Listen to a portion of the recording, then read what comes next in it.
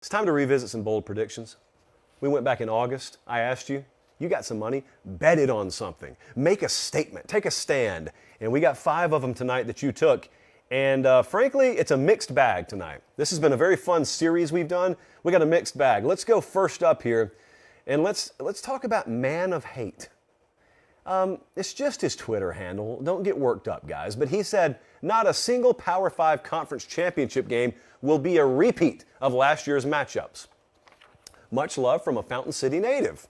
The Fountain City, for those unfamiliar, Columbus, Georgia. This hit. He was right. Not a single conference championship game was a straight-up rematch from the year before. Now, I called this a 7 on the boldness scale, and I said, I think you're okay. You got a legit shot in every other conference, but I had a hard time believing that we were not going to see Georgia-Bama again in the SEC. As it turns out, we didn't. We went 5 for 5 in the Power 5 conferences of unique matchups relative to last year. In the SEC, Georgia made it again. Bama didn't.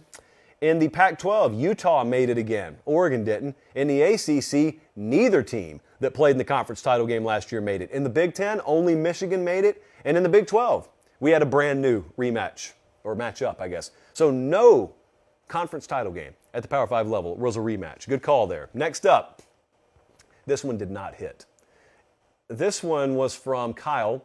He said at the end of the year, there will be 3 teams from the state of Texas ranked higher than the Longhorns, checking in from San Antonio. This did not hit, but it wasn't far off, Kyle. It was not far off. I like where your head was, immunity. TCU, yeah, they finished number 3, and we're talking about at the end of the regular season and after conference title game. So TCU finished number 3. They were 13-1. That's 1. We needed 3, so that's 1. Texas finished 20th, and they were 8-4. So Texas was the second highest ranked team in Texas. Now UTSA finished 25th, so it was close. UTSA went 11-3, by the way.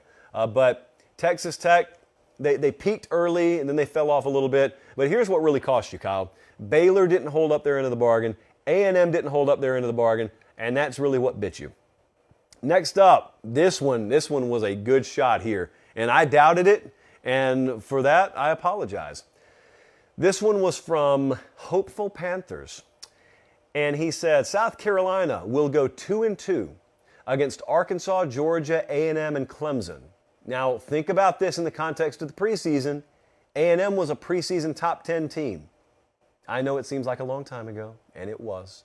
But he said South Carolina, the Gamecocks going 2-2 against Arky, Georgia, A&M, and Clemson. South Carolina's defense also takes a huge leap under second-year coordinator Clayton White. Well, we chose to mainly focus on the predicted record. He nailed it. They went exactly 2-2 against those 4 teams. They lost to Arkansas. They lost to Georgia. So they started 0-2 against those teams, but I'll tell you what they did. They beat A&M 30-24, and then they beat Clemson 31-30. And for good measure, they also beat Tennessee too. In fact, let me rephrase. Obliterated Tennessee. They obliterated Tennessee too. And they ended up going 8-5. So this was a good call here, and I thought it was pretty bold. I put an 8 on the boldness scale. This South Carolina season, someone should already be well underway in writing a book about it, because there are so many things that just don't belong in the same season. You shouldn't be beating Clemson on the road, no less, and also losing 38-6 to Florida. You shouldn't be losing 38-6 to Florida and then just skull-dragging Tennessee the next week. How in the world did that happen?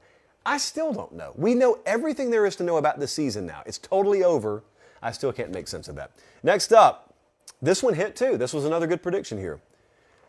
Jared said the ACC will be left out of the playoff again this year. What else did he say, just for fun? The Big Ten will have 1 team. That was wrong. Big 12 will have 1 team. That was wrong. SEC will have 2 teams again. That was wrong. Okay, so Jared, we're giving you credit because we only paid attention to the first part. The ACC will be left out of the playoff. Ding. I put a 6 on the boldness scale, by the way. Clemson was the hurdle, obviously. Clemson was the preseason overwhelming favorite. They were the favorite throughout the season in the conference. But when they lost to South Carolina, it spelled doom for the rest of the conference. So, Jared, you had that locked up. You were sitting pretty before conference championship Saturday. And lastly, a little bit off the national radar, but you know what? I wouldn't be G5 Josh if I didn't acknowledge Tristan saying Butch Jones will have a complete turnaround in year 2 at Arkansas State. He will lead the Red Wolves to 6+ wins and a bowl win. Well, this didn't quite happen, friends. Now, here is the good news, because we like to end on a positive note here, at least end the segment on a positive note. They went 2-10 last year. So when I tell you Butch Jones and Arkansas State went 3-9, you shouldn't do anything other than celebrate. Good for Butch Jones. I did tell you I thought they were about 2 years away at the beginning of the season, so I thought it was unrealistic to think they were going from 2 to 6. 3, I'm not going to say ring the city bells and anoint him with a new 10-year deal, but I don't think this is the biggest indictment that the program's not headed in the right direction. However, there are a couple of 3 blowouts on that schedule, so yeah, a little work to do. Don't worry, but you'll get it done. There are a lot of concerns I have in this sport. Butch Jones and Jonesboro, Arkansas, not one of them. I put an 8 on the boldness scale for that one. Thanks for watching, guys. Don't leave yet. Don't leave yet. Make sure you like the video and please subscribe to the channel. Not just for me, that's how we keep this entire thing free.